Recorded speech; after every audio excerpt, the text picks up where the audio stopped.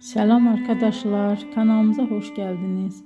Bugün sizlere Türkiye'nin en tanınmış genç oyuncularından biri olan Hande Erçel'in hayat hikayesinden bahsedeceğim. Hande Erçel 24 Kasım 1993 tarihinde Türkiye'nin Balıkesir iline bağlı Bandırma şehrinde dünyaya geldi. Küçük yaşlarından itibaren sanatla ilgileniyordu ve yaratıcı alanlara karşı büyük bir merakı vardı. Daha sonra İstanbul'da Mimar Sinan Güzel Sanatlar Üniversitesi'nde eğitim aldı. Ama onun hayatında ilk adım oyunculuk değildi.